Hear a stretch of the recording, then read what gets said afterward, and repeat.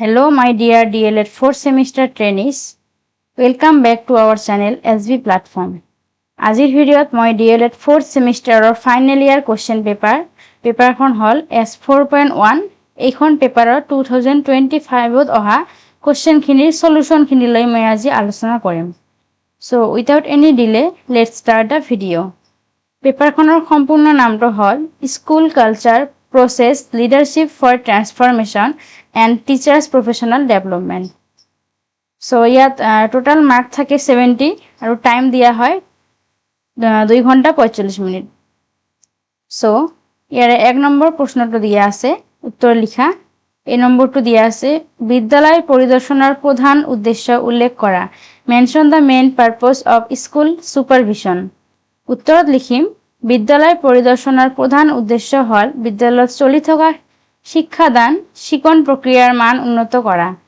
অর্থাৎ বিদ্যালয় পরিদর্শনের প্রধান উদ্দেশ্য হল মানে আমি বিদ্যালয় এখন কিয় পরিদর্শন করা হয় কি উদ্দেশ্য লই বিদ্যালয় এখন পরিদর্শন করা হয়। সো উদ্দেশ্যটো হল বিদ্যালয়ত চলি থকা শিক্ষাদান অর্থাৎ বিদ্যালয়ত কেনেকুৱা ধৰণৰ শিক্ষাদান প্ৰক্ৰিয়া চলি আছে উন্নত মানৰ নে কি কেনেকুৱা ধৰণৰ প্ৰসেসিংত বিদ্যালয়খিনি চলি আছে সেইবোৰ চেক কৰিবলৈ বিদ্যালয় পৰিদৰ্শন কৰা হয়। ইয়াৰ উপৰিও শিক্ষকসকলক প্ৰয়োজনীয় পৰামৰ্শ আৰু দিশ নিৰ্দেশনা প্ৰদান কৰি বিদ্যালয়ৰ সামগ্ৰিক কাৰ্যকাৰিতা বৃদ্ধি কৰাও পৰিদৰ্শনৰ এটা গুৰুত্বপূৰ্ণ উদ্দেশ্য। সো আমি বুজিলো এটো। এতিয়া বি নম্বৰটো দিয়া আছে ইতিবাচক বিদ্যালয় সংস্কৃতিৰ মূল উপাদান কি? হোৱাট ইজ দ্য কি element of A positive school culture? উত্তৰত লিখিম ইতিবাচক বিদ্যালয় সংস্কৃতিৰ মূল উপাদান হ'ল পাৰস্পৰিক বিশ্বাস সহযোগিতা সন্মান আৰু সুস্থ সম্পৰ্ক। বিদ্যালয়ৰ সকলো সদস্যৰ মাজত সহমৰ্মিতা আৰু সহযোগিতাৰ মনোভাৱ থাকিলে ইতিবাচক বিদ্যালয় সংস্কৃতি গঢ় লৈ উঠে। অৰ্থাৎ ইতিবাচক বিদ্যালয় সংস্কৃতি হ'ল যে বিদ্যালয় এখনৰ সকলোবোৰ মানুহৰ মাজত পাৰস্পৰিক বিশ্বাস থাকিব লাগিব সহযোগিতা থাকিব লাগিব সন্মান থাকিব লাগিব আৰু সকলোৰ লগত এটা সুস্থ সম্পৰ্ক থাকিব লাগিব যাৰ ফলতহে এখন বিদ্যালয়ত ইতিবাচক সংস্কৃতি গঢ় লৈ উঠিব। সো এতিয়া সি নম্বৰ কোৱেশ্চনটোলৈ আগবাঢ়িছো। ইয়াত দিয়া আছে ছাত্ৰ ছাত্ৰীৰ বিদ্যালয় শিক্ষা সম্পূৰ্ণকৰণৰ হাৰ মানে কি? What is students completion rate of school? So উত্তৰত লিখিম ছাত্ৰ ছাত্ৰীৰ বিদ্যালয় শিক্ষা সম্পূৰ্ণকৰণৰ হাৰ বুলিলে কোনো নিৰ্দিষ্ট শিক্ষা স্তৰত নামভৰ্তি হোৱা শিক্ষাৰ্থীসকলৰ মাজৰ কিমানজন শিক্ষাৰ্থীয়ে সেই শিক্ষা স্তৰ সফলভাৱে সম্পূৰ্ণ কৰে সেই অনুপাতক বুজায়। অৰ্থাৎ এইটো হল এটা ৰেশিও এটা অনুপাত কিহৰ অনুপাত এটা নিৰ্দিষ্ট সময়ত বা এটা নিৰ্দিষ্ট শিক্ষাবৰ্ষত যিমানবোৰ শিক্ষাৰ্থীয়ে এডমিশন অৰ্থাৎ নামভৰ্তি কৰিব সেই সকলোবোৰ শিক্ষাৰ্থীয়ে শিক্ষাটো সফলভাৱে সম্পূৰ্ণ কৰিছে নে নাই এই সম্পূৰ্ণতাৰ হাৰকে আমি কি কম বিদ্যালয়ৰ শিক্ষাৰ সম্পূৰ্ণকৰণৰ হাৰ বুলি কম। এই হাৰে বিদ্যালয়ৰ কাৰ্যকাৰিতা আৰু শিক্ষাৰ্থীৰ বিদ্যালয়ত স্থায়িত্বৰ অৱস্থাক প্ৰকাশ কৰে। সো আমি এইটো বুজিলো। এতিয়া ডি নম্বৰ কোৱেশ্চনটোলৈ আগবাঢ়িছো। ইয়াত দিয়া আছে বিদ্যালয়ৰ নেতৃত্বৰ এটা নীতি উল্লেখ কৰা। Mention one principal of school leadership. উত্তৰত লিখিম বিদ্যালয়ৰ নেতৃত্বৰ এটা গুৰুত্বপূৰ্ণ নীতি হ'ল গণতান্ত্ৰিক নেতৃত্বৰ নীতি। এই নীতি অনুসৰি বিদ্যালয়ৰ বিভিন্ন সিদ্ধান্ত গ্ৰহণৰ ক্ষেত্ৰত শিক্ষক শিক্ষাৰ্থী আৰু আন সংশ্লিষ্ট ব্যক্তিসকলৰ মতামতক গুৰুত্ব দিয়া হয়। অৰ্থাৎ গণতান্ত্ৰিক অৰ্থাৎ ইয়াত সকলো মানুহৰ অৰ্থাৎ সকলোবোৰ যেনেকুৱা ধৰণৰ শিক্ষক শিক্ষাৰ্থী আৰু ইয়াৰ লগত জড়িত হৈ থকা বিভিন্ন ধৰণৰ মেম্বাৰ হ'ব পাৰে বা গাৰ্জিয়ান এই সকলোবোৰ ব্যক্তিৰ মতামতক গুৰুত্ব দিয়ে বিদ্যালয় সংস্কৃতি বা বিদ্যালয় এখন নেতৃত্ব দিয়া হয়। সো এইটো হ'ল বিদ্যালয় নেতৃত্ব এটা নীতি। নেক্সট কোৱেশ্চনলৈ আগবাঢ়িছো বিদ্যালয় পৰিচালনাৰ এটা নীতি উল্লেখ কৰা। আগৰটো আছিলে বিদ্যালয়ৰ নেতৃত্বৰ এটা নীতি অৰ্থাৎ স্কুল লিডাৰশ্বিপৰ আৰু এইটোত দিয়া আছে স্কুল মেনেজমেণ্টৰ অৰ্থাৎ স্কুল এখন মেনেজমেণ্ট কৰিবলৈ আমি কি নীতি অৱলম্বন কৰোঁ তাৰে এটা নীতি লিখিব দিছে। সো উত্তৰত লিখিম বিদ্যালয় পৰিচালনাৰ এটা গুৰুত্বপূৰ্ণ নীতি হ'ল সমন্বয়ৰ নীতি। এই নীতি অনুসৰি বিদ্যালয়ৰ বিভিন্ন কাৰ্য আৰু ব্যক্তিসকলৰ মাজত সুসমন্বয় স্থাপন কৰি বিদ্যালয়ৰ লক্ষ্যসমূহ সফলভাৱে সম্পাদন কৰা হয়। অৰ্থাৎ এটা নীতি হ'ল যে সমন্বয়ৰ নীতি। সমন্বয় বুলিলে কি বুজো যে এই নীতি অনুসৰি বিদ্যালয়ৰ বিভিন্ন কাৰ্য আৰু ব্যক্তিসকলৰ মাজত সুসমন্বয় অৰ্থাৎ সকলোবোৰ ব্যক্তিৰ মাজত এটা সুসমন্বয় এটা বন্ধন থাকিব লাগিব আৰু এই বন্ধন মাজেৰে আমি বিদ্যালয়ৰ সকলোবোৰ লক্ষ্য সফলভাৱে সম্পাদন কৰিম। সো এইটো আছিলে এটা বিদ্যালয় পৰিচালনা নীতি। নেক্সট কোৱেশ্চন, পেছাগত শিক্ষণ সম্প্ৰদায়ৰ মূল কাৰ্য কি? What is the main function of PLC অৰ্থাৎ প্ৰফেশ্যনেল লাৰ্ণিং কমিউনিটিজ? এইটো মোষ্ট ইম্পৰ্টেণ্ট কোৱেশ্চন হয়। সো আমি উত্তৰত লিখিম পেছাগত শিক্ষণ সম্প্ৰদায় অৰ্থাৎ PLCৰ মূল কাৰ্য হ'ল শিক্ষকসকলৰ মাজত সহযোগিতামূলক শিক্ষণক উৎসাহিত কৰা আৰু শিক্ষাদানৰ মান উন্নত কৰা। ইয়াৰ মাধ্যমেৰে শিক্ষকসকলে অভিজ্ঞতা বিনিময় কৰে, নতুন কৌশল শিকে আৰু নিজৰ পেছাগত দক্ষতা বৃদ্ধি কৰে। সো আমি এইটো বুজিলোঁ যে পেছাগত শিক্ষণ সম্প্ৰদায়ৰ মূল কাৰ্য হ'ল শিক্ষকসকলৰ মাজত সহযোগিতা, যে সকলোবোৰ শিক্ষকৰ মাজত সহযোগিতা এটা ভাল ৰিলেশ্যন থাকিব লাগিব আৰু এই শিক্ষণক উৎসাহিত কৰিব লাগিব আৰু শিক্ষাদানৰ মান উন্নত কৰা। ইয়াৰ মাধ্যমেৰে শিক্ষকসকলে অভিজ্ঞতা বিনিময় কৰে অৰ্থাৎ ইজনে আন এজনৰ লগত ভাৱৰ জৰিয়তে নিজৰ অভিজ্ঞতা ভাগ বতৰা কৰে অৰ্থাৎ শ্বেয়াৰ কৰে আৰু নতুন কৌশল শিকে আৰু ইজনে আনজনৰ পৰা নতুন কৌশল শিকে, পঢ়াৰ কৌশল, শিকোৱাৰ কৌশল আৰু নিজৰ পেছাগত দক্ষতা বৃদ্ধি কৰে। নেক্সট কোৱেশ্চন ইজ দ্যাট বিদ্যালয়ৰ প্ৰক্ৰিয়াৰ এটা উদাহৰণ দিয়া। State an example of school process. উত্তৰত লিখিম শিক্ষাদান শিক্ষণ কাৰ্যকলাপ বিদ্যালয় প্ৰক্ৰিয়াৰ এটা গুৰুত্বপূৰ্ণ উদাহৰণ। বিদ্যালয়ত শিক্ষকসকলে শিক্ষাৰ্থীসকলক বিভিন্ন বিষয় শিকোৱাৰ বাবে যি শিক্ষাদান কাৰ্য সম্পাদন কৰে আৰু শিক্ষাৰ্থীসকলে যি শিক্ষণ প্ৰক্ৰিয়াত অংশগ্ৰহণ কৰে সেই সমগ্ৰ কাৰ্যকলাপ বিদ্যালয় প্ৰক্ৰিয়াৰ অন্তৰ্গত। এই প্ৰক্ৰিয়াৰ মাধ্যমেৰে শিক্ষাৰ্থীসকলে জ্ঞান, দক্ষতা, মূল্যবোধ আৰু আচৰণগত গুণসমূহ আহৰণ কৰে। নেক্সট কুৱেশ্চন, SQAAF ৰ সম্পূৰ্ণ ৰূপটো লিখা। What is the full form of SQAAF? উত্তৰত লিখিম SQAAF ৰ সম্পূৰ্ণ ৰূপটো হ'ল school quality assessment and accreditation framework. ই হৈছে বিদ্যালয়ৰ গুণগত আৰু মূল্যায়ন আৰু স্বীকৃতি প্ৰদানৰ বাবে প্ৰস্তুত কৰা এক মূল্যায়ন কাঠামো। ইয়াৰ মাধ্যমেৰে বিদ্যালয়সমূহৰ কাৰ্যকাৰিতা আৰু শিক্ষাৰ মান নিৰূপণ কৰা হয়। নেক্সট কুৱেশ্চনলৈ আগবাঢ়িছোঁ। বিদ্যালয় কাৰ্যকাৰিতা নিৰূপণৰ এটা প্ৰয়োজনীয়তা লিখা। Write one necessity of assessing effectiveness of school. উত্তৰত লিখিম বিদ্যালয় কাৰ্যকাৰিতা নিৰূপণৰ এটা প্ৰধান প্ৰয়োজনীয়তা হ'ল বিদ্যালয়ৰ শক্তিশালী আৰু দুৰ্বল দিশসমূহ চিনাক্ত কৰা। অৰ্থাৎ বিদ্যালয়ৰ কাৰ্যকাৰিতা নিৰূপণ আমি কেনেকৈ কৰিম, ইয়াৰ এটা প্ৰধান প্ৰয়োজনীয়তা হ'ল কিয় কৰিব লাগে যে বিদ্যালয়ৰ শক্তিশালী আৰু দুৰ্বল দিশসমূহ, যে এখন বিদ্যালয়ত কি সবল আৰু দুৰ্বল দিশ থাকে সেইবোৰ চিনাক্ত কৰাৰ বাবে। ইয়াৰ ভিত্তিত বিদ্যালয়ৰ শিক্ষাৰ মান আমি উন্নয়ন কৰিব পাৰিম আৰু বিভিন্ন ধৰণৰ কাৰ্য সম্পাদন কৰি আমি অধিক ফলপ্ৰসূ কৰাৰ বাবে উপযুক্ত পদক্ষেপ অৰ্থাৎ ষ্টেপ গ্ৰহণ কৰিব পাৰিম। নেক্সট কুৱেশ্চন, শিক্ষকৰ অবিৰত পেছাগত বিকাশ কি? What is teachers continuous professional development? উত্তৰত লিখিম শিক্ষকৰ অবিৰত পেছাগত বিকাশ বুলিলে শিক্ষকসকলে নিজৰ জ্ঞান, দক্ষতা, মনোভাৱ আৰু শিক্ষাদান পদ্ধতিক সময়ে সময়ে উন্নত কৰাৰ উদ্দেশ্যে ক্ৰমাগতভাৱে গ্ৰহণ কৰা শিক্ষণ, প্ৰশিক্ষণ আৰু আত্ম উন্নয়নমূলক কাৰ্যসমূহক বুজায়। ইয়াৰ মাধ্যমেৰে শিক্ষকসকলে নতুন শিক্ষণ কৌশল আয়ত্ত কৰি শিক্ষাদান অধিক ফলপ্ৰসূ কৰি তুলিব পাৰে।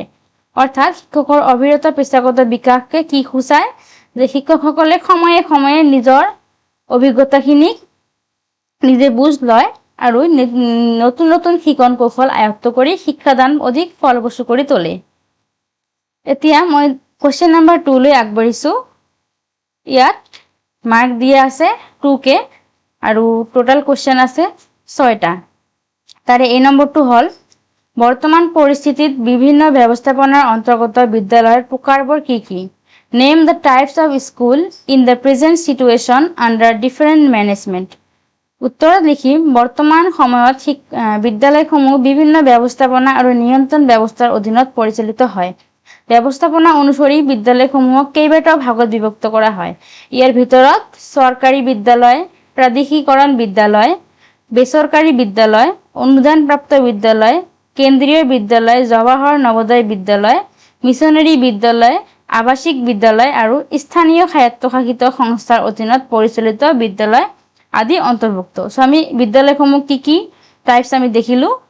তাৰপিছতে লিখিম চৰকাৰী বিদ্যালয়সমূহ সম্পূৰ্ণৰূপে চৰকাৰৰ দ্বাৰা পৰিচালিত হয়, আনহাতে বেচৰকাৰী বিদ্যালয়সমূহ ব্যক্তিগত সংস্থা বা ব্যক্তিয়ে পৰিচালনা কৰে। তেনেকৈ কেন্দ্ৰীয় বিদ্যালয় আৰু নৱোদয় বিদ্যালয়সমূহ কেন্দ্ৰীয় চৰকাৰৰ অধীনত পৰিচালিত হয়। এইদৰে বিভিন্ন ব্যৱস্থাপনাৰ অধীনত বিভিন্ন ধৰণৰ বিদ্যালয়ে দেশৰ শিক্ষা ব্যৱস্থাক শক্তিশালী কৰি তুলিছে। সো আমি বৰ্তমান পৰিস্থিতিৰ বিদ্যালয় ব্যৱস্থাপনাৰ অন্তৰ্গত বিভিন্ন ধৰণৰ বিদ্যালয়ৰ প্ৰকাৰবোৰ আমি পঢ়িলোঁ।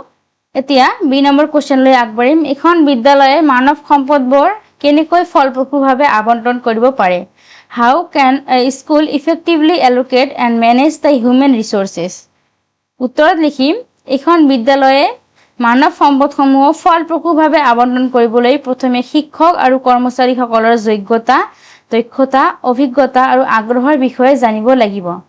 তাৰপিছত তেওঁলোকৰ যোগ্যতা অনুসৰি দায়িত্ব বণ্টন কৰিব লাগিব। অৰ্থাৎ এখন বিদ্যালয়ে যদি মানৱ সম্পদসমূহক ফলপ্ৰসূভাৱে আবণ্টন কৰিব বিচাৰে তেন্তে বিদ্যালয়ৰ শিক্ষকৰ পৰা আৰম্ভ কৰি কৰ্মচাৰী, তাৰ উপৰিও বিভিন্ন ধৰণৰ শিক্ষাৰ লগত জড়িত ব্যক্তিসকলৰ প্ৰথমতে তেওঁলোকৰ যোগ্যতা, যে কাৰ কি যোগ্যতা আছে বা কাৰ কিমানখিনি কেপাচিটি আছে, তাৰপিছতে দক্ষতা, অভিজ্ঞতা, এক্সপিৰিয়েঞ্চ আৰু আগ্ৰহ আৰু তেওঁলোকৰ হেঁপাহ আগ্ৰহৰ বিষয়ে আমি প্ৰথমে বুজ ল'ব লাগিব। তাৰপিছত তেওঁলোকৰ যোগ্যতা অনুসৰি যাক যি যোগ্যতা আছে যিমানখিনি সেই অনুসৰি দায়িত্ব বণ্টন কৰিব লাগিব ন। সেইবাবে যোগ্যতা হিচাপত কামবোৰ ভাগ কৰি দিব লাগিব। উপযুক্ত ব্যক্তিক উপযুক্ত কামত নিয়োগ কৰিলে বিদ্যালয়ৰ কাৰ্য অধিক সুচাৰুৰূপে সম্পন্ন হয়। শিক্ষকসকলৰ মাজত সহযোগিতা আৰু দলীয় মনোভাৱ গঢ়ি তোলা অতি প্ৰয়োজনীয়। তাৰ উপৰিও শিক্ষকসকলৰ মাজত এজনে আনজনৰ লগত সহযোগিতা আৰু মিলাপ্ৰীতিৰে চলাটো অতি প্ৰয়োজনীয়। ইয়াৰ উপৰিও সময়ে সময়ে প্ৰশিক্ষণ, কৰ্মশালা আৰু আলোচনা চক্ৰৰ আয়োজন কৰি শিক্ষকসকলৰ পেছাগত দক্ষতা বৃদ্ধি কৰিব লাগে। বিদ্যালয়ৰ বিভিন্ন কাৰ্যৰ নিয়মীয়া তদাৰক আৰু মূল্যায়ন কৰাৰ মাধ্যমেৰে মানৱ সম্পদক সঠিক ব্যৱহাৰ নিশ্চিত কৰিব পাৰি। এইদৰে আমি মানৱ সম্পদৰ ফলপ্ৰসূ ব্যৱস্থাপনাই বিদ্যালয়ৰ সামগ্ৰিক উন্নয়নত সহায় কৰে। সো আমি বুজিলোঁ। এতিয়া কুৱেশ্যন নম্বৰ চি, বিদ্যালয় এটা শিক্ষণ সংস্থা বৰ্ণনা কৰা। Describe school as a learning organisation. This is a most important question. So আমি উত্তৰত লিখিম বিদ্যালয়ক এটা শিক্ষণ সংস্থা বুলি কোৱা হয় কাৰণ বিদ্যালয় কেৱল শিক্ষাৰ্থীসকলৰ শিক্ষণৰ স্থান নহয়, বৰং ই শিক্ষক, প্ৰধান শিক্ষক, কৰ্মচাৰী আৰু সমাজৰ আন সদস্যসকলৰ বাবেও এক অবিৰাম শিক্ষণৰ কেন্দ্ৰ। বিদ্যালয়ত শিক্ষকসকলে নতুন শিক্ষণ পদ্ধতি, কৌশল আৰু প্ৰযুক্তিৰ বিষয়ে শিকে আৰু নিজৰ জ্ঞানক নিয়মীয়াভাৱে উন্নত কৰে। শিক্ষাৰ্থীসকলেও বিদ্যালয়ত বিভিন্ন অভিজ্ঞতাৰ মাধ্যমেৰে জ্ঞান, দক্ষতা আৰু মূল্যবোধ আহৰণ কৰে। বিদ্যালয়ত পাৰস্পৰিক সহযোগিতা, আলোচনা, অভিজ্ঞতা বিনিময় আৰু সমস্যা সমাধানৰ মাধ্যমেৰে সকলো সদস্যই শিক্ষণৰ সুযোগ লাভ কৰে। পৰিৱৰ্তিত সময়ৰ লগত খাপ খুৱাবলৈ বিদ্যালয়ে নতুন ধাৰণা আৰু উদ্ভাৱন গ্ৰহণ কৰে। গতিকে বিদ্যালয়ক এক গতিশীল, সজীৱ আৰু অবিৰাম শিক্ষণৰ সংস্থা হিচাপে বিবেচনা কৰা হয়। সো আমি বুজিলোঁ এইটো কুৱেশ্যন। এতিয়া নেক্সট কুৱেশ্যনলৈ আগবাঢ়িছোঁ।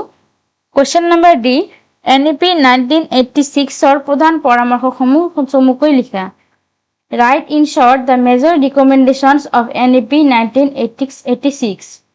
সো এনেকুৱা টাইপৰ কুৱেশ্যনবোৰ তোমালোকে ভালকৈ পঢ়িবা, কিয়নো এইবোৰে পিছত তোমালোকৰ টিচাৰ হ'বলৈ অৰ্থাৎ CTET বা ATET ইত্যাদি ধৰণৰ এক্সামিনেশ্যনবোৰ পাৰ কৰিবলৈ গুৰুত্বপূৰ্ণভাৱে সহায় কৰিব। সো উত্তৰত লিখিম 1986 চনৰ ৰাষ্ট্ৰীয় শিক্ষা নীতিয়ে ভাৰতৰ শিক্ষা ব্যৱস্থাৰ উন্নয়নৰ বাবে বহু গুৰুত্বপূৰ্ণ পৰামৰ্শ আগবঢ়াইছিল।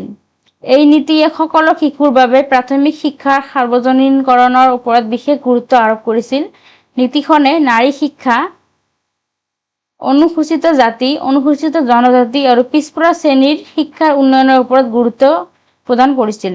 শিক্ষাৰ মান উন্নয়নৰ বাবে বিশেষ ব্যৱস্থা গ্ৰহণৰ পৰামৰ্শ দিয়া হৈছিল। ইয়াৰ লগতে বৃত্তিমূলক শিক্ষাৰ প্ৰসাৰ, অপাৰেশ্যন ব্লেকবৰ্ড আঁচনিৰ প্ৰৱৰ্তন, শিক্ষাত বিজ্ঞান আৰু প্ৰযুক্তিৰ ব্যৱহাৰ, প্ৰাপ্তবয়স্ক শিক্ষাৰ প্ৰসাৰ আৰু শিক্ষাৰ গুণগত মান বৃদ্ধিৰ ওপৰত গুৰুত্ব আৰোপ কৰা হৈছিল। এই নীতিয়ে শিক্ষা ব্যৱস্থাক অধিক ক্ষমতা ভিত্তিক, গণতান্ত্ৰিক আৰু ফলপ্ৰসূ কৰাৰ চেষ্টা কৰিছিল। সো তোমালোকে এটা কাম কৰিবা, তোমালোকে এইবোৰ পইণ্ট কৰি লিখি দিবা, তেনেহ'লে বেছিকে নাম্বাৰ পাবা। আৰু NEP ফুল ফৰ্মটো আছিল নিউ এডুকেশ্যন পলিচি 1986। এতিয়া কুৱেশ্যন নম্বৰ ই লৈ আগবাঢ়িছোঁ। SCERTৰ দুটা কাৰ্য উল্লেখ কৰা।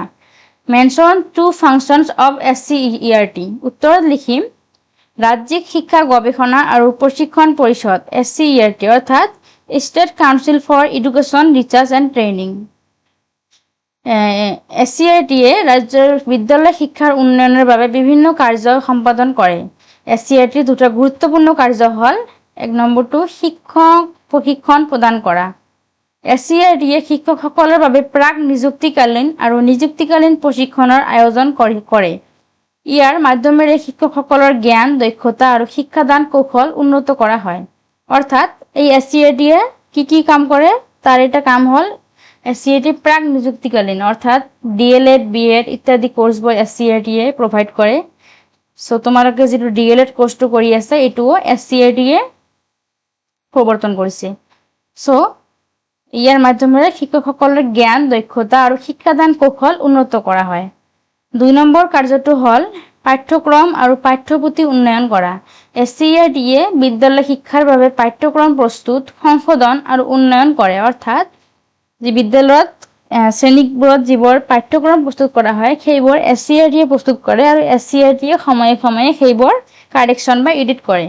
ইয়াৰ উপৰিও পাঠ্যপুথি, শিক্ষণ সামগ্ৰী আৰু মূল্যায়ন পদ্ধতি প্ৰস্তুত কৰাৰ দায়িত্বও পালন কৰে। সো আমি বুজিলোঁ SCERTৰ কাৰ্যবোৰ। নেক্সট কুৱেশ্যনলৈ আগবাঢ়িছোঁ।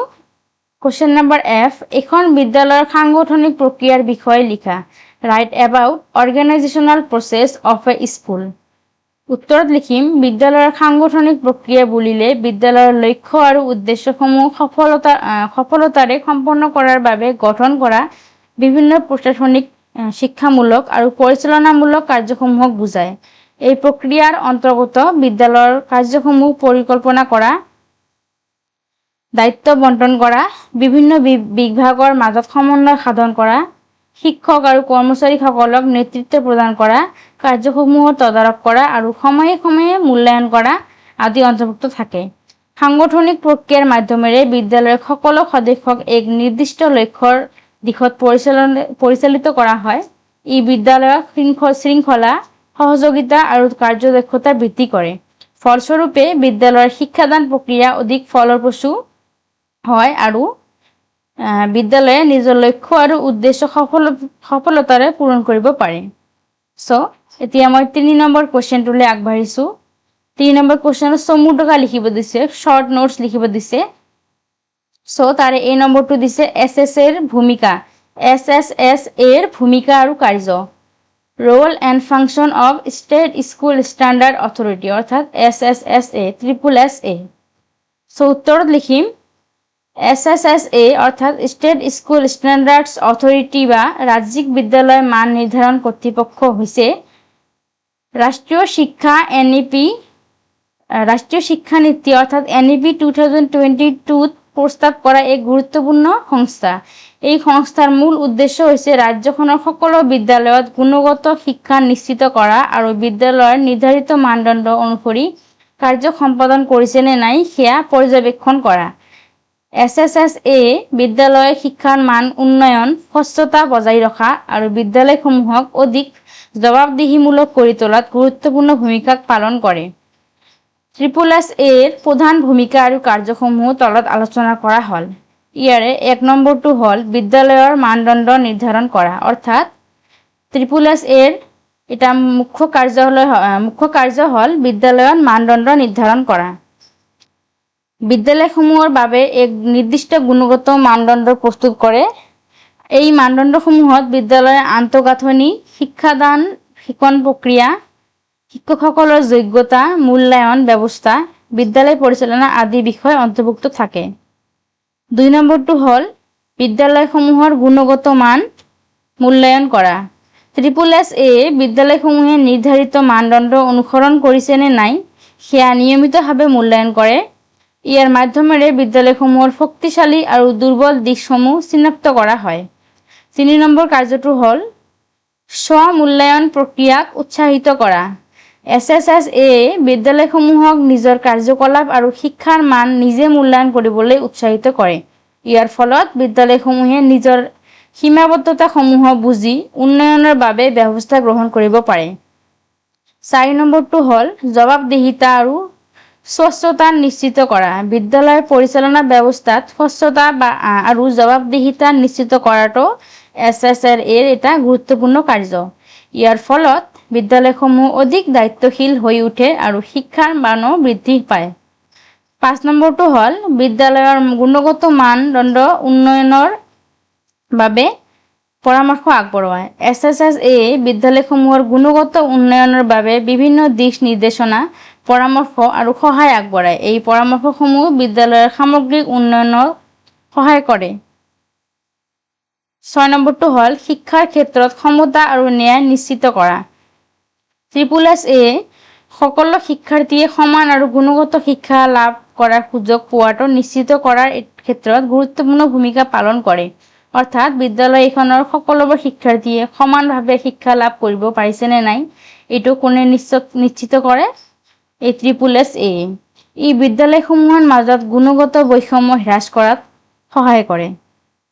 7 নম্বৰটো হ'ল নীতি ৰূপায়ণত সহায় কৰে। ৰাষ্ট্ৰীয় আৰু ৰাজ্যিক শিক্ষা নীতিৰ বিভিন্ন নিৰ্দেশনা বিদ্যালয়সমূহত সঠিকভাৱে ৰূপায়ণ কৰাৰ ক্ষেত্ৰতো SSSA গুৰুত্বপূৰ্ণ ভূমিকা পালন কৰে। মই ইয়াত 7টা পইণ্ট দিছোঁ, তোমালোকে মাৰ্ক হিচাপত পইণ্টবোৰ বঢ়াই বা কমাই লিখিব পাৰিবা।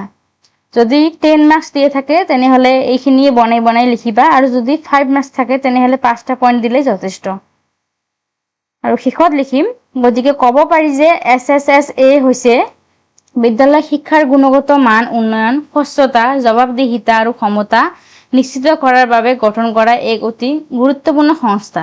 ই বিদ্যালয়সমূহক উন্নয়নৰ দিশত আগবঢ়াই নিয়াত বিশেষ ভূমিকা পালন কৰে। এতিয়া 2 নম্বৰ চমুটোকাটোলৈ আগবাঢ়িছোঁ। ইয়াত দি আছে LEPৰ ভিত্তিত শিক্ষাৰ্থীৰ পৰ্টফলিঅ'ৰ উন্নতি সাধন। Improvement of students portfolio' based on LEP। উত্তৰত লিখিম LEP অৰ্থাৎ লাৰ্ণাৰ এনহেঞ্চমেণ্ট প্ৰগ্ৰাম হৈছে শিক্ষাৰ্থীৰ শিকন ফলাফল উন্নত কৰাৰ উদ্দেশ্যে গঠন কৰা এক বিশেষ কাৰ্যসূচী। এইটো হ'ল এটা বিশেষ কাৰ্যসূচী। কিহৰ উদ্দেশ্যে গঠন কৰা হৈছে? শিক্ষাৰ্থীৰ শিকন ফলাফল উন্নত কৰাৰ উদ্দেশ্যে। এই কাৰ্যসূচীৰ মাধ্যমেৰে শিক্ষাৰ্থীৰ জ্ঞান, দক্ষতা, সৃজনশীলতা, আগ্ৰহ আৰু শিকনৰ অগ্ৰগতিক ক্ৰমাগতভাৱে পৰ্যবেক্ষণ আৰু মূল্যায়ন কৰা হয়। LEPৰ ভিত্তিত শিক্ষাৰ্থীৰ পৰ্টফলিঅ' উন্নয়ন কৰাটো শিক্ষাৰ্থীৰ সামগ্ৰিক বিকাশৰ বাবে অত্যন্ত গুৰুত্বপূৰ্ণ। পৰ্টফলিঅ' বুলিলে শিক্ষাৰ্থীৰ বিভিন্ন শিক্ষণমূলক কাৰ্য, প্ৰকল্প, সৃজনশীল কাম, মূল্যায়নৰ ফলাফল আৰু অগ্ৰগতিৰ এক সুসংগঠিত সংগ্ৰহক বুজায়। এই শিক্ষাৰ্থীৰ শিকন যাত্ৰাৰ এক প্ৰতিফলন হিচাপে কাম কৰে। LEPৰ ভিত্তিত শিক্ষাৰ্থীৰ পৰ্টফলিঅ' উন্নয়ন কৰাৰ তলত উল্লেখ কৰা ধৰণে সাধন কৰিব পাৰি। তাৰে 1 নম্বৰটো হ'ল শিকনৰ অগ্ৰগতিৰ নিয়মীয়া নথিভুক্তকৰণ। LEPৰ মাধ্যমেৰে শিক্ষাৰ্থীৰ শিকনৰ অগ্ৰগতি নিয়মীয়াভাৱে পৰ্যবেক্ষণ কৰি পৰ্টফলিঅ'ত লিপিবদ্ধ কৰা হয়। ইয়াৰ ফলত শিক্ষাৰ্থীৰ উন্নতি স্পষ্টভাৱে জানিব পৰা যায়।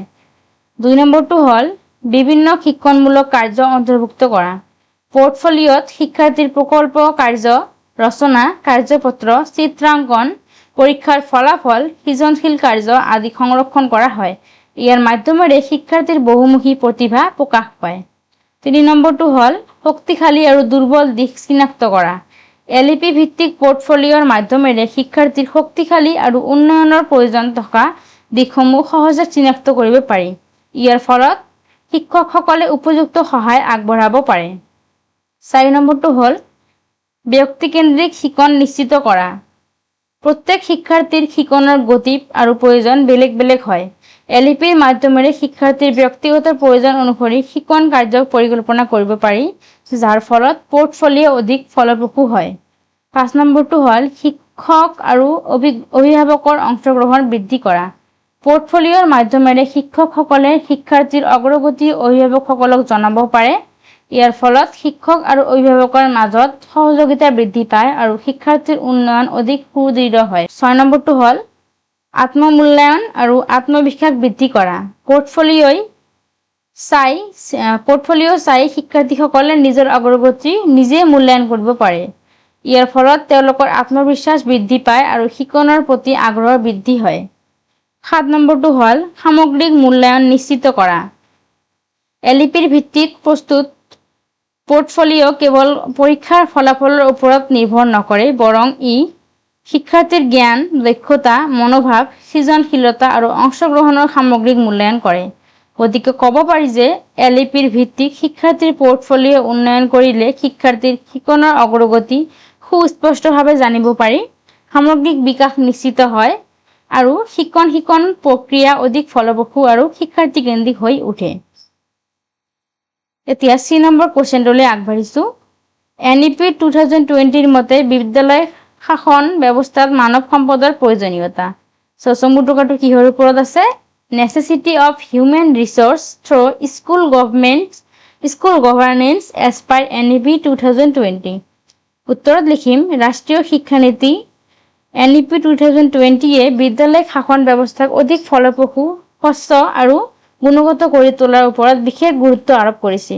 এই নীতি অনুসৰি বিদ্যালয়ৰ সামগ্ৰিক উন্নয়ন আৰু গুণগত শিক্ষা নিশ্চিত কৰাৰ বাবে দক্ষ, যোগ্য আৰু প্ৰশিক্ষিত মানৱ সম্পদৰ বিশেষ প্ৰয়োজন আছে। বিদ্যালয়ত শিক্ষক, প্ৰধান শিক্ষক, প্ৰশাসনিক কৰ্মচাৰী, অভিভাৱক আৰু সমাজৰ সদস্যসকলৰ সৈতে মানৱ সম্পদৰ মুখ্য অংশ। মানৱ সম্পদৰ মুখ্য অংশবোৰ কি? বিদ্যালয়ত শিক্ষক, প্ৰধান শিক্ষক, প্ৰশাসনিক কৰ্মচাৰী, অভিভাৱক আৰু সমাজৰ সদস্যসকল। এনইপি 2020 মতে বিদ্যালয় শাসন ব্যৱস্থাত মানৱ সম্পদৰ প্ৰয়োজনীয়তাসমূহ তলত উল্লেখ কৰা হ'ল। তাৰে 1 নম্বৰ প্ৰয়োজনীয়তা হ'ল গুণগত শিক্ষা নিশ্চিত কৰাৰ বাবে। গুণগত শিক্ষা প্ৰদানৰ ক্ষেত্ৰত দক্ষ আৰু প্ৰশিক্ষিত শিক্ষকসকলৰ ভূমিকা অতি গুৰুত্বপূৰ্ণ। এনইপি 2020-এ শিক্ষাৰ মান উন্নয়নৰ বাবে যোগ্য আৰু দক্ষ শিক্ষক নিয়োগৰ ওপৰত গুৰুত্ব আৰোপ কৰিছে। 2 নম্বৰটো হ'ল ফলপ্ৰসূ নেতৃত্ব প্ৰদানৰ বাবে। এখন বিদ্যালয়ৰ সফলতা বহু অংশে প্ৰধান শিক্ষকৰ নেতৃত্বৰ ওপৰত নিৰ্ভৰ কৰে। দক্ষ নেতৃত্বই বিদ্যালয়ৰ সকলো কাৰ্য সুচাৰুৰূপে পৰিচালনা কৰি শিক্ষাৰ অনুকূল পৰিৱেশ গঢ়ি তোলে। গতিকে বিদ্যালয় শাসন ব্যৱস্থাত দক্ষ নেতৃত্ব অতি প্ৰয়োজনীয়। 3 নম্বৰটো হ'ল বিদ্যালয় পৰিচালনা আৰু সমন্বয় সাধনৰ বাবে। বিদ্যালয়ত বিভিন্ন ধৰণৰ প্ৰশাসনিক, শৈক্ষিক আৰু পাঠ্যক্ৰমিক কাৰ্য পৰিচালনা কৰিবলৈ উপযুক্ত মানৱ সম্পদৰ প্ৰয়োজন হয়। শিক্ষক, কৰ্মচাৰী, বিদ্যালয়ৰ পৰিচালনা সমিতিৰ মাজত সমন্বয় স্থাপন কৰিলে বিদ্যালয়ৰ লক্ষ্যসমূহ সহজে পূৰণ কৰিব পাৰি। 4 নম্বৰটো হ'ল শিক্ষকৰ পেছাগত বিকাশৰ বাবে। এনইপি 2020-এ শিক্ষকসকলৰ অবিৰত পেছাগত বিকাশৰ ওপৰত বিশেষ গুৰুত্ব আৰোপ কৰিছে। নতুন শিক্ষণ কৌশল, প্ৰযুক্তি আৰু পাঠ্যক্ৰমৰ সৈতে খাপ খুৱাবলৈ শিক্ষকসকলক নিয়মীয়াভাৱে প্ৰশিক্ষণ দিয়াটো অতি প্ৰয়োজনীয়। 5 নম্বৰটো হ'ল অংশীদাৰিত্বমূলক শাসন ব্যৱস্থা গঢ়ি তোলাৰ বাবে। এনইপি 2020-এ বিদ্যালয়ৰ শাসনত শিক্ষক, অভিভাৱক, সমাজৰ সদস্য আৰু স্থানীয় সম্প্ৰদায়ৰ সক্ৰিয় অংশগ্ৰহণৰ ওপৰত গুৰুত্ব দিছে। এই অংশীদাৰিত্বমূলক ব্যৱস্থাই বিদ্যালয়ৰ জবাবদিহিতা আৰু কাৰ্যকাৰিতা বৃদ্ধি কৰে। 6 নম্বৰত লিখিম উদ্ভাৱনী আৰু শিক্ষাৰ্থীকেন্দ্ৰিক শিক্ষণ নিশ্চিত কৰাৰ বাবে। মানৱ সম্পদৰ সঠিক ব্যৱহাৰে বিদ্যালয়ত উদ্ভাৱনী শিক্ষণ পদ্ধতি, তথ্য প্ৰযুক্তিৰ ব্যৱহাৰ আৰু শিক্ষাৰ্থীকেন্দ্ৰিক শিক্ষণ পৰিৱেশ সৃষ্টি কৰাত সহায় কৰে।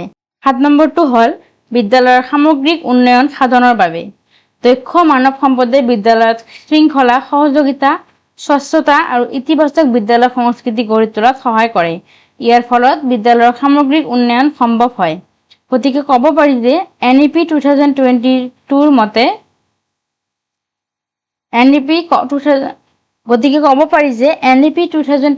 মতে বিদ্যালয়ৰ শাসন ব্যৱস্থাৰ সফলতা বহুলাংশে দক্ষ, প্ৰশিক্ষিত আৰু দায়িত্বশীল মানৱ সম্পদৰ ওপৰত নিৰ্ভৰশীল।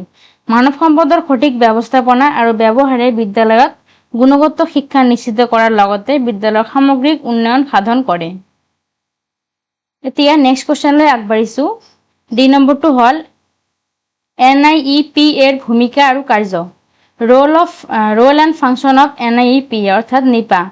উত্তৰত লিখিম NIEP এ national institute of educational planning and administration বা ৰাষ্ট্ৰীয় শিক্ষা পৰিকল্পনা আৰু প্ৰশাসন প্ৰতিষ্ঠান হৈছে ভাৰত চৰকাৰে শিক্ষা মন্ত্ৰালয়ৰ অধীনস্থ এক স্বায়ত্তশাসিত জাতীয় সংস্থা। এই সংস্থাটো শিক্ষা পৰিকল্পনা, শিক্ষা প্ৰশাসন আৰু শিক্ষা ব্যৱস্থাপনা সম্পৰ্কীয় গৱেষণা, প্ৰশিক্ষণ আৰু পৰামৰ্শ প্ৰদানৰ বাবে স্থাপন কৰা হৈছে। ভাৰতৰ শিক্ষা ব্যৱস্থাক অধিক ফলপ্ৰসূ, গুণগত আৰু সুসংগঠিত কৰি তোলাত NIEP এ গুৰুত্বপূৰ্ণ ভূমিকা পালন কৰে। NIEP এৰ প্ৰধান ভূমিকা আৰু কাৰ্যসমূহ তলত উল্লেখ কৰা হ'ল। 1 নম্বৰটো হ'ল শিক্ষা পৰিকল্পনাৰ ক্ষেত্ৰত সহায় কৰে। NIEP এ দেশৰ শিক্ষা ব্যৱস্থাৰ উন্নয়নৰ বাবে বিভিন্ন শিক্ষা পৰিকল্পনা প্ৰস্তুত আৰু বিকাশ কৰাত সহায় কৰে। ই শিক্ষানীতি আৰু আঁচনিৰ সফল ৰূপায়ণৰ বাবে প্ৰয়োজনীয় দিশ নিৰ্দেশনা প্ৰদান কৰে। 2 নম্বৰটো হ'ল শিক্ষা প্ৰশাসনসকলক প্ৰশিক্ষণ প্ৰদান কৰে। নেপায়ে বিদ্যালয়ৰ প্ৰধান শিক্ষক, শিক্ষা বিষয়া, শিক্ষা প্ৰশাসক আৰু আন শিক্ষাকৰ্মীসকলৰ বাবে বিভিন্ন প্ৰশিক্ষণ কাৰ্যসূচী আয়োজন কৰে। এই প্ৰশিক্ষণৰ মাধ্যমেৰে তেওঁলোকৰ প্ৰশাসনিক দক্ষতা বৃদ্ধি কৰা হয়। 3 নম্বৰটো হ'ল গৱেষণা কাৰ্য সম্পাদন কৰে। শিক্ষা পৰিকল্পনা, শিক্ষা প্ৰশাসন আৰু বিদ্যালয় পৰিচালনাৰ বিভিন্ন বিষয়ত নেপায়ে গৱেষণা কাৰ্য সম্পাদন কৰে। এই গৱেষণাৰ ফলাফলসমূহ শিক্ষা ব্যৱস্থাৰ উন্নয়নৰ বাবে ব্যৱহাৰ কৰা হয়। 4 নম্বৰটো হ'ল শিক্ষা সম্পৰ্কীয় তথ্য সংগ্ৰহ আৰু বিশ্লেষণ কৰা। নেপায়ে শিক্ষা সম্পৰ্কীয় বিভিন্ন তথ্য সংগ্ৰহ, বিশ্লেষণ আৰু প্ৰকাশ কৰে। এই তথ্যসমূহক শিক্ষানীতি নিৰ্ধাৰণ আৰু শিক্ষা পৰিকল্পনা প্ৰস্তুত কৰাত সহায় কৰে। 5 নম্বৰটো হ'ল শিক্ষানীতি ৰূপায়ণত সহায় কৰে। কেন্দ্ৰীয় আৰু ৰাজ্যিক চৰকাৰক শিক্ষানীতি আৰু আঁচনি সফলতাৰে ৰূপায়ণ কৰাৰ ক্ষেত্ৰত নেপায়ে প্ৰয়োজনীয় পৰামৰ্শ আৰু কাৰিকৰী সহায় আগবঢ়ায়। 6 নম্বৰটো হ'ল শিক্ষাৰ গুণগত মান উন্নয়ন কৰা। নেপায়ে শিক্ষা ব্যৱস্থাৰ গুণগত মান উন্নয়নৰ বাবে নতুন ধাৰণা, উদ্ভাৱনী পদ্ধতি আৰু আধুনিক প্ৰশাসনিক কৌশলৰ প্ৰচাৰ কৰে। ইয়াৰ ফলত শিক্ষা ব্যৱস্থা অধিক ফলপ্ৰসূ হয়। 7 নম্বৰটো হ'ল আন্তঃৰাষ্ট্ৰীয় সহযোগিতা বৃদ্ধি কৰা। নেপায়ে ইউনেস্কো, ইউনিচেফ আদি আন্তঃৰাষ্ট্ৰীয় সংস্থাসমূহৰ সৈতে সহযোগিতামূলক কাম কৰি শিক্ষা ক্ষেত্ৰত নতুন অভিজ্ঞতা আৰু জ্ঞান আহৰণ কৰে।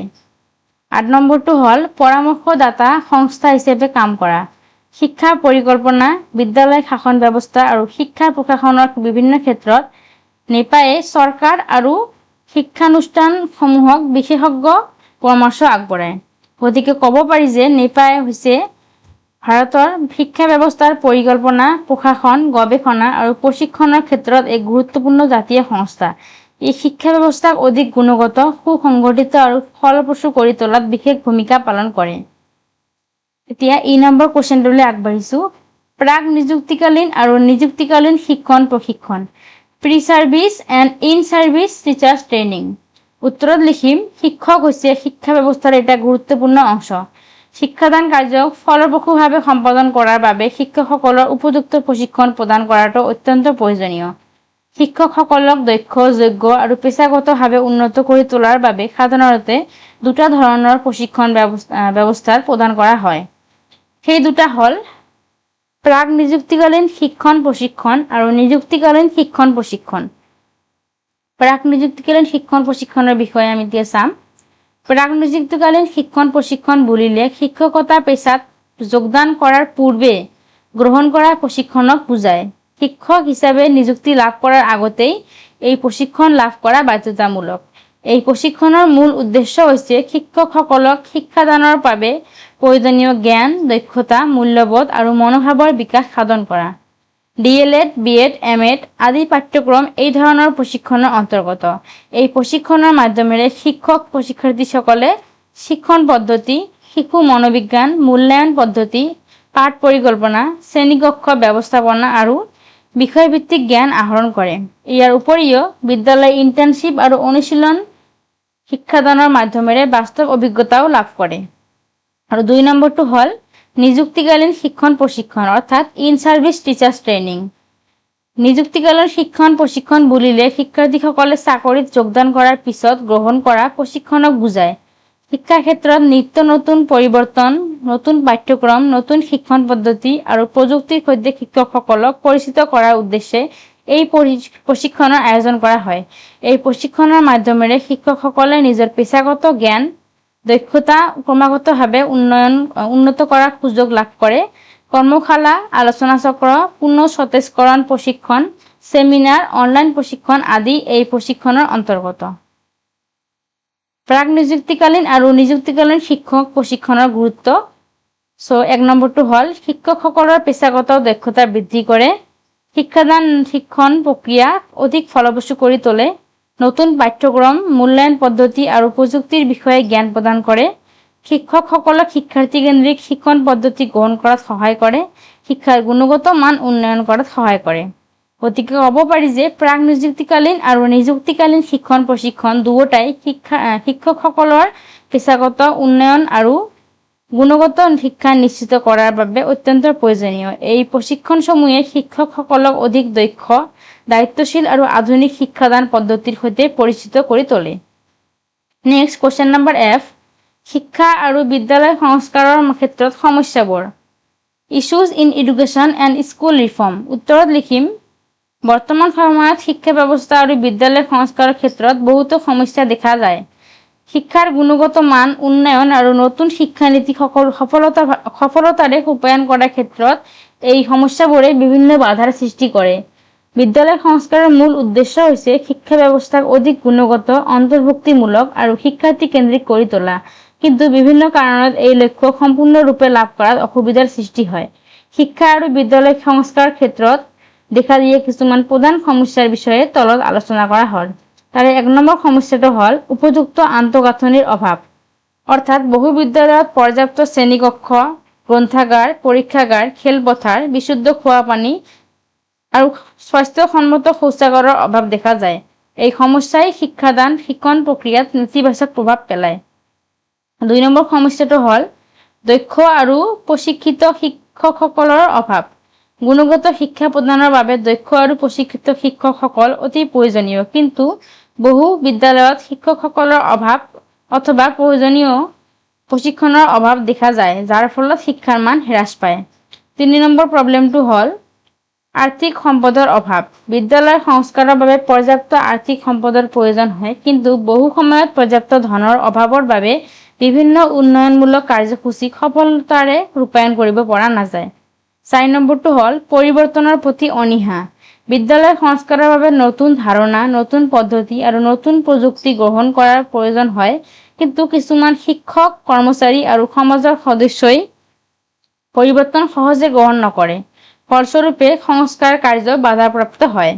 5 নম্বৰ প্ৰব্লেমটো হ'ল প্ৰযুক্তিগত সীমাবদ্ধতা। বৰ্তমান যুগত তথ্য আৰু যোগাযোগ প্ৰযুক্তিৰ ব্যৱহাৰ অতি গুৰুত্বপূৰ্ণ, কিন্তু বহু বিদ্যালয়ত ইণ্টাৰনেট, কম্পিউটাৰ আৰু ডিজিটেল সামগ্ৰীৰ অভাৱ দেখা যায়। বিশেষকৈ গ্ৰাম্য অঞ্চলৰ বিদ্যালয়সমূহত এই সমস্যা অধিক পৰিলক্ষিত হয়। 6 নম্বৰ প্ৰব্লেমটো হ'ল বিদ্যালয়, পৰিয়াল আৰু সমাজৰ মাজত সমন্বয়ৰ অভাৱ। শিক্ষাৰ উন্নয়নৰ বাবে বিদ্যালয়, অভিভাৱক আৰু সমাজৰ মাজত সহযোগিতা আৰু সমন্বয় অতি প্ৰয়োজনীয়, কিন্তু বহু ক্ষেত্ৰত এই সমন্বয়ৰ অভাৱ দেখা যায়, যাৰ ফলত বিদ্যালয়ে সংস্কাৰৰ প্ৰক্ৰিয়া ক্ষতিগ্ৰস্ত হয়। 7 নম্বৰ প্ৰব্লেমটো হ'ল শিক্ষাৰ্থীৰ বিদ্যালয় ত্যাগৰ সমস্যা। দৰিদ্ৰতা, সামাজিক সমস্যা, পাৰিবাৰিক সমস্যা আদি কাৰণত বহু শিক্ষাৰ্থীয়ে বিদ্যালয় ত্যাগ কৰে। এই সমস্যাই শিক্ষাৰ সাৰ্বজনীনকৰণত বাধাৰ সৃষ্টি কৰে। 8 নম্বৰ প্ৰব্লেমটো হ'ল নতুন শিক্ষানীতি ৰূপায়ণত সমস্যা। ৰাষ্ট্ৰীয় শিক্ষানীতি অৰ্থাৎ NEP 2020ৰ দৰে নতুন নীতি ৰূপায়ণৰ ক্ষেত্ৰত শিক্ষক প্ৰশিক্ষণ, সম্পদৰ অভাৱ আৰু প্ৰশাসনিক জটিলতাৰ দৰে সমস্যাই দেখা দিয়ে। 9 নম্বৰ প্ৰব্লেমটো হ'ল মূল্যায়ন ব্যৱস্থাৰ সমস্যা। বহু ক্ষেত্ৰত মূল্যায়ন ব্যৱস্থা এতিয়াও পৰীক্ষাকেন্দ্ৰিক হৈ আছে, ফলত শিক্ষাৰ্থীৰ সামগ্ৰিক বিকাশ সঠিকভাৱে মূল্যায়ন কৰা সম্ভৱ নহয়। গতিকে ক'ব পাৰি যে শিক্ষা আৰু বিদ্যালয় সংস্কাৰৰ ক্ষেত্ৰত বহুতো সমস্যা থাকিলেও চৰকাৰ, বিদ্যালয়, শিক্ষকসকল অভিভাৱক আৰু সমাজৰ সমন্বিত প্ৰচেষ্টাৰে এই সমস্যাসমূহ দূৰ কৰি গুণগত শিক্ষা নিশ্চিত কৰা সম্ভৱ।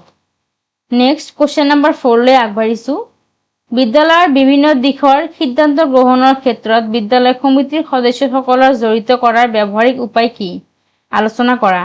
What are the practical ways to involve community members in schools decision making? Discuss. উত্তৰত লিখিম, বিদ্যালয় এখনৰ সামগ্ৰিক উন্নয়নৰ বাবে বিদ্যালয়ৰ সমিতিৰ সদস্যসকলৰ সক্ৰিয় অংশগ্ৰহণ অতি গুৰুত্বপূৰ্ণ। বিদ্যালয় সমিতিক সাধাৰণতে অভিভাৱক, শিক্ষক, স্থানীয় সমাজৰ প্ৰতিনিধি, শিক্ষাবিদ আৰু আন সদস্যসকল অন্তৰ্ভুক্ত থাকে। বিদ্যালয়ৰ বিভিন্ন দিশৰ সিদ্ধান্ত গ্ৰহণত এই সদস্যসকলক জড়িত কৰিলে বিদ্যালয়ৰ কাৰ্য অধিক গণতান্ত্ৰিক, স্বচ্ছ আৰু ফলপ্ৰসূ হয়। বিদ্যালয়ৰ সিদ্ধান্ত গ্ৰহণ প্ৰক্ৰিয়াত বিদ্যালয় সমিতি সদস্যসকলক জড়িত কৰাৰ কিছুমান ব্যৱহাৰিক উপায় তলত আলোচনা কৰা হ'ল। তাৰে 1 নম্বৰ উপায়টো হ'ল নিয়মীয়া সভাৰ আয়োজন কৰা। বিদ্যালয় সমিতিৰ নিয়মীয়া সভা অনুষ্ঠিত কৰি বিদ্যালয়ৰ বিভিন্ন সদস্যা উন্নয়নমূলক কাৰ্যসূচী আৰু ভৱিষ্যত পৰিকল্পনা সম্পৰ্কে আলোচনা কৰিব লাগে। এই সভাসমূহত সকলো সদস্যক নিজৰ মতামত প্ৰকাশ কৰাৰ সুযোগ দিব লাগে। 2 নম্বৰ উপায়টো হ'ল বিদ্যালয় উন্নয়ন পৰিকল্পনা প্ৰস্তুত কৰাত অংশগ্ৰহণ নিশ্চিত কৰা। বিদ্যালয় উন্নয়ন পৰিকল্পনা অৰ্থাৎ স্কুল ডেভেলপমেণ্ট প্লান প্ৰস্তুত কৰাৰ সময়ত বিদ্যালয়ৰ সমিতিৰ সদস্যসকলক সক্ৰিয়ভাৱে জড়িত কৰিব লাগে। ইয়াৰ ফলত স্থানীয় প্ৰয়োজন আৰু সমস্যাসমূহ সঠিকভাৱে চিনাক্ত কৰিব পৰা যায়। 3 নম্বৰ উপায়টো হ'ল উপ সমিতি গঠন কৰা। বিদ্যালয়ৰ বিভিন্ন ক্ষেত্ৰ যেনে আন্তঃগাঁথনিক উন্নয়ন, স্বাস্থ্য আৰু পৰিচ্ছন্নতা, নামভৰ্তি বৃদ্ধি, মধ্যাহ্ন ভোজন ব্যৱস্থা আদি বিষয়ৰ বাবে উপ সমিতি গঠন কৰি সদস্যসকলক দায়িত্ব অৰ্পণ কৰিব পাৰি। 4 নম্বৰ উপায়টো হ'ল বিদ্যালয়ৰ কাৰ্যকলাপত সক্ৰিয় অংশগ্ৰহণৰ সুযোগ দিয়া। বিদ্যালয়ৰ আয়োজিত সাংস্কৃতিক অনুষ্ঠান, ক্ৰীড়া প্ৰতিযোগিতা, উদযাপন, সামাজিক কাৰ্যসূচী আদি কাৰ্যত সমিতিৰ সদস্যসকলক অংশগ্ৰহণ কৰিবলৈ উৎসাহিত কৰিব লাগে। 5 নম্বৰ উপায়টো হ'ল বিদ্যালয়ৰ সম্পদ ব্যৱস্থাপনাত সহযোগিতা লাভ কৰা। বিদ্যালয়ৰ আৰ্থিক আৰু ভৌতিক সম্পদৰ সঠিক ব্যৱস্থাপনা আৰু ব্যৱহাৰৰ ক্ষেত্ৰত বিদ্যালয় সমিতিৰ সদস্যসকলৰ পৰামৰ্শ আৰু সহযোগিতা গ্ৰহণ কৰিব লাগে। 6 নম্বৰ উপায়টো হ'ল বিদ্যালয়ৰ সমস্যাসমূহ সমাধানত সহযোগিতা গ্ৰহণ কৰা। বিদ্যালয়ত উপস্থিতি হ্ৰাস, বিদ্যালয় ত্যাগ, শৃংখলা সমস্যা আদি বিদ্যালয়সমূহ সমাধানৰ ক্ষেত্ৰত বিদ্যালয় সমিতিৰ সদস্যসকলৰ সহায় হ'ব লাগে। 7 নম্বৰ উপায়টো হ'ল স্বচ্ছতা আৰু জবাবদিহিতা নিশ্চিত কৰা। বিদ্যালয়ৰ আয়, ব্যয়, উন্নয়নমূলক কাম আৰু সিদ্ধান্তসমূহ সমিতিৰ সদস্যসকলৰ আগত উপস্থাপন কৰি স্বচ্ছতা বজাই ৰাখিব লাগে। ইয়াৰ ফলত সদস্যসকলৰ আস্থা বৃদ্ধি পায়। গতিকে ক'ব পাৰি যে বিদ্যালয়ৰ বিভিন্ন দিশৰ সিদ্ধান্ত গ্ৰহণত বিদ্যালয় সমিতিৰ সদস্যসকলক সক্ৰিয়ভাৱে জড়িত কৰিলে বিদ্যালয়ৰ সামগ্ৰিক উন্নয়ন, গণতান্ত্ৰিক পৰিৱেশ আৰু গুণগত শিক্ষা নিশ্চিত কৰাত যথেষ্ট সহায় হয়। নেক্সট 5 নম্বৰ কুৱেশ্যনটোলৈ আগবাঢ়িছোঁ। বিদ্যালয়ৰ সংস্কৃতিয়ে ছাত্ৰ-ছাত্ৰীসকলক শৈক্ষিক শিক্ষণ প্ৰদৰ্শন কেনেকৈ প্ৰভাৱিত কৰে বৰ্ণনা কৰা। How does the school culture influence students' academic performance? Describe. উত্তৰত লিখিম, বিদ্যালয় সংস্কৃতি বুলিলে বিদ্যালয়খনত বিদ্যমান মূল্যবোধ, বিশ্বাস, আচৰণ, নীতি-নিয়ম, পৰিৱেশ আৰু পাৰস্পৰিক সম্পৰ্কসমূহক বুজায়।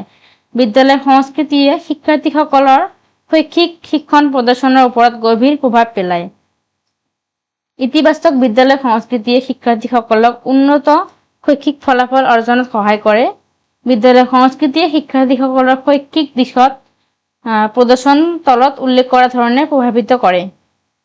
1 নম্বৰটো হ'ল শিকনৰ অনুকূল পৰিৱেশ সৃষ্টি কৰে। 2 নম্বৰটো হ'ল শিকনৰ প্ৰতি আগ্ৰহ বৃদ্ধি কৰে। 3 নম্বৰটো হ'ল আত্মবিশ্বাস বৃদ্ধি কৰে। 4 নম্বৰ শৃংখলা আৰু দায়িত্ববোধ গঢ়ি তোলে। 5 নম্বৰ শিক্ষক শিক্ষাৰ্থীৰ সুসম্পৰ্ক গঢ়ি তোলে।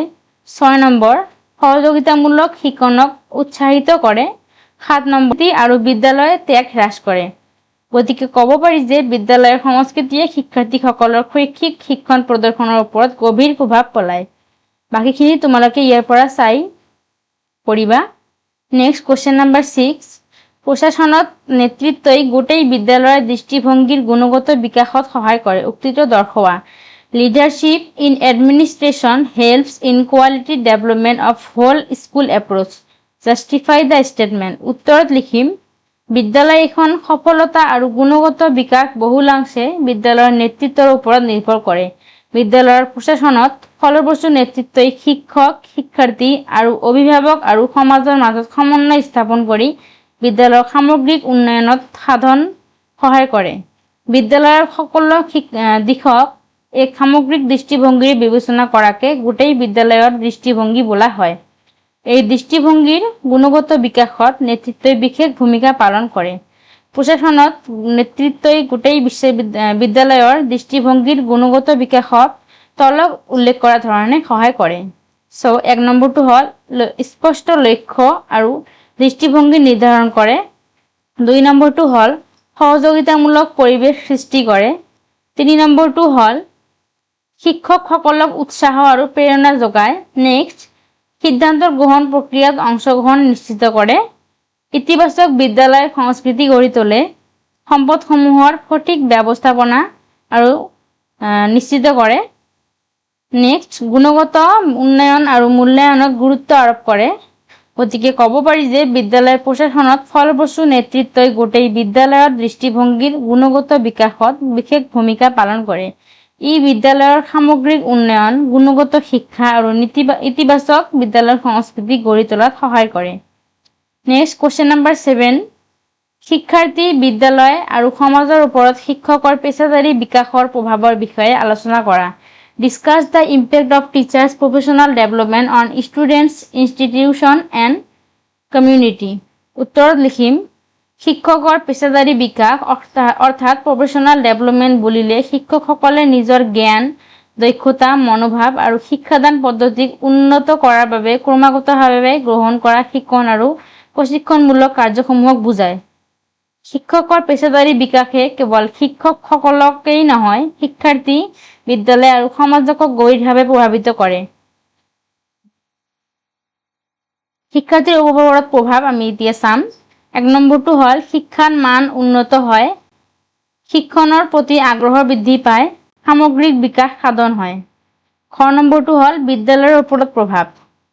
বিদ্যালয়ৰ গুণগত মান বৃদ্ধি পায়, ইতিবাচক বিদ্যালয় সংস্কৃতি গঢ়ি উঠে আৰু উদ্ভাৱনী শিক্ষণ পদ্ধতিৰ প্ৰসাৰ ঘটে। তাৰপিছতে আছিল সমাজৰ ওপৰত প্ৰভাৱ। শিক্ষিত আৰু দায়িত্বশীল নাগৰিক গঢ়ি উঠে, বিদ্যালয় আৰু সমাজৰ সম্পৰ্ক সুদৃঢ় হয়, সামাজিক পৰিৱৰ্তনত সহায় কৰে। গতিকে ক'ব পাৰি যে শিক্ষকৰ পেছাদাৰী বিকাশে শিক্ষাৰ্থী, বিদ্যালয় আৰু সমাজ এই তিনিও ক্ষেত্ৰতে ইতিবাচক প্ৰভাৱ পেলায়। ই গুণগত শিক্ষা নিশ্চিত কৰাৰ লগতে সমাজৰ সামগ্ৰিক উন্নয়নতো উল্লেখযোগ্য অৱদান আগবঢ়ায়। নেক্সট কুৱেশ্যন নম্বৰ 8, শিক্ষক শিক্ষয়িত্ৰীৰ বাবে সফল আৰু বহনক্ষম কেৰিয়াৰ গঠনত নৈতিক প্ৰজ্ঞা আৰু মূল্যবোধৰ গুৰুত্ব বৰ্ণনা কৰা। Discuss the importance of moral principles and value for successful and sustainable career among the teachers. উত্তৰত লিখিম, শিক্ষক শিক্ষয়িত্ৰীসকল সমাজৰ পথ প্ৰদৰ্শক আৰু জাতি গঠনৰ মূল কাৰিকৰ। তেওঁলোকৰ আচৰণ, আদৰ্শ আৰু মূল্যবোধ শিক্ষাৰ্থীসকলৰ ব্যক্তিত্ব গঠনত গভীৰ প্ৰভাৱ পেলায়। সেয়ে শিক্ষক শিক্ষয়িত্ৰীৰ বাবে সফল আৰু বহনক্ষম কেৰিয়াৰ গঠনত নৈতিক প্ৰজ্ঞা আৰু মূল্যবোধৰ বিশেষ গুৰুত্ব আছে। নৈতিক প্ৰজ্ঞাই শিক্ষকসকলক সঠিক সিদ্ধান্ত গ্ৰহণ কৰাত সহায় কৰে আৰু মূল্যবোধে তেওঁলোকৰ পেছাগত জীৱনক অধিক দায়িত্বশীল আৰু আদৰ্শমুখী কৰি তোলে। নৈতিক প্ৰজ্ঞা আৰু মূল্যবোধৰ গুৰুত্বসমূহ তলত আলোচনা কৰা হ'ল। আদৰ্শ শিক্ষক হিচাপে প্ৰতিষ্ঠা লাভ কৰাত সহায় কৰে, পেছাগত সততা বজাই ৰখাত সহায় কৰে, ইতিবাচক শিক্ষণ পৰিৱেশ সৃষ্টি কৰে, শিক্ষাৰ্থীসকলৰ চৰিত্ৰ গঠনত সহায় কৰে, কেৰিয়াৰৰ স্থায়িত্ব নিশ্চিত কৰে, বিদ্যালয় আৰু সমাজৰ আস্থা অৰ্জন কৰাত সহায় কৰে।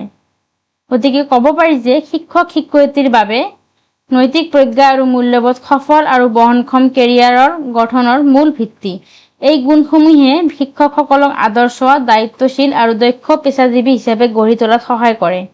নেক্সট কুৱেশ্যন নম্বৰ 9, শিক্ষা ব্যৱস্থাৰ পৰিৱৰ্তনৰ ফলত বিদ্যালয়সমূহে কি প্ৰত্যাহ্বান সন্মুখীন হৈছে বিশ্লেষণ কৰা।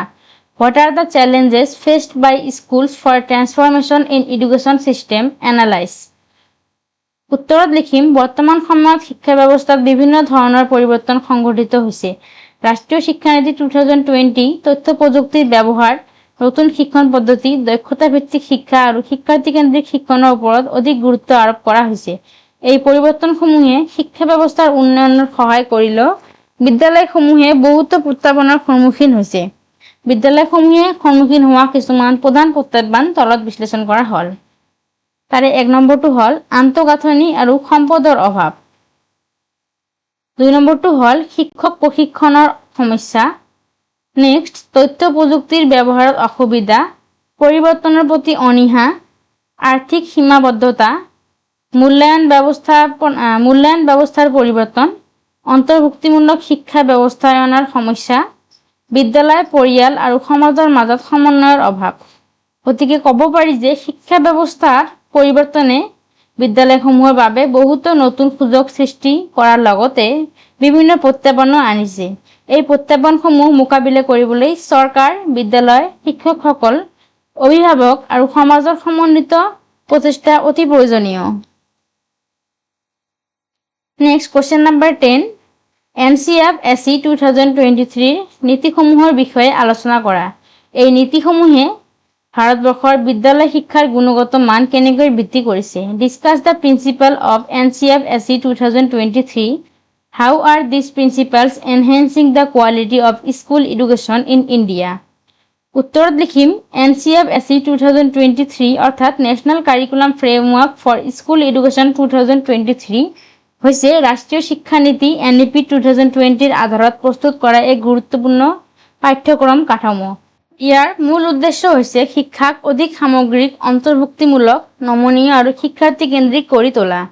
NCF-SE 2023ৰ প্ৰধান নীতিসমূহ তলত উল্লেখ কৰা হ'ল। 1 নম্বৰটো হ'ল শিক্ষাৰ্থী কেন্দ্ৰিক নীতি। 2 নম্বৰটো হ'ল সামগ্ৰিক বিকাশৰ নীতি। নেক্সট অভিজ্ঞতা ভিত্তিক আৰু দক্ষতা ভিত্তিক শিক্ষণ, অন্তৰ্ভুক্তিমূলক শিক্ষাৰ নীতি, মাতৃভাষা ভিত্তিক শিক্ষাৰ নীতি। NCF-SE 2023ৰ নীতিসমূহে ভাৰতবৰ্ষত বিদ্যালয় শিক্ষাৰ গুণগত মান বৃদ্ধি কৰাৰ ধৰণবোৰ তলত উল্লেখ কৰা হ'ল। শিক্ষণক অধিক ফলপ্ৰসূ কৰি তুলিছে, শিক্ষাৰ্থীৰ সামগ্ৰিক বিকাশ নিশ্চিত কৰিছে, অন্তৰ্ভুক্তিমূলক আৰু ক্ষমতা ভিত্তিক শিক্ষা নিশ্চিত কৰিছে, শিক্ষকসকলক উদ্ভাৱনী শিক্ষণ পদ্ধতি গ্ৰহণ কৰিবলৈ উৎসাহিত কৰিছে, মুখস্থ বিদ্যাৰ পৰিৱৰ্তে বুজি শিকাৰ ওপৰত গুৰুত্ব দিছে। গতিকে ক'ব পাৰি যে NCF-SE 2023ৰ নীতিসমূহে ভাৰতবৰ্ষৰ বিদ্যালয় শিক্ষাক অধিক গুণগত, অন্তৰ্ভুক্তিমূলক, দক্ষতা ভিত্তিক আৰু শিক্ষাৰ্থী কেন্দ্ৰিক কৰি তুলি শিক্ষাৰ সামগ্ৰিক মান উন্নত কৰাত গুৰুত্বপূৰ্ণ ভূমিকা পালন কৰিছে। আই হোপ তোমালোকে বুজিছা। যদি তোমালোকৰ ভিডিঅ'টো ভাল লাগিছে বা ভিডিঅ'টোৰ পৰা উপকৃত হৈছে বুলি ভাবা তেনেহ'লে লাইক, কমেণ্ট আৰু শ্বেয়াৰ কৰিবলৈ নাপাহৰিবা আৰু এনেকুৱা ধৰণৰ ভিডিঅ' পাই থাকিবলৈ আমাৰ চেনেলটো ছাবস্ক্ৰাইব কৰিবলৈ নাপাহৰিবা। তোমালোকে যদি এনেকুৱা ধৰণৰ PDF-বোৰ অৰ্থাৎ প্ৰিভিয়াছ ইয়াৰৰ যিকোনো পেপাৰৰ 2021ৰ পৰা 25 লৈ যিকোনো সলিউশন যদি পাব বিচৰা তেনেহ'লে আমাৰ লগত যোগাযোগ কৰিবা। আমাৰ নম্বৰ ভিডিঅ'ৰ ডিসক্ৰিপচন বক্সত দিয়া আছে। আমাৰ নম্বৰবোৰ হ'ল 7086141535 আৰু 9678509762। ইয়াৰ উপৰিও DLS 2nd আৰু 4th সেমিষ্টাৰৰ ইউনিট ৱাইজ নোটছ অৰ্থাৎ সকলোবোৰ ইউনিটৰ পৰা সম্ভাৱ্য প্ৰশ্ন উত্তৰবোৰ আমি প্ৰভাইড কৰোঁ। যদি তোমালোকে এইখন PDF পাব বিচৰা তেনেহ'লে আমাৰ লগত হোৱাটছএপত যোগাযোগ কৰিবা। আজিলৈ এইখিনিয়ে। Thank you. Have a good day.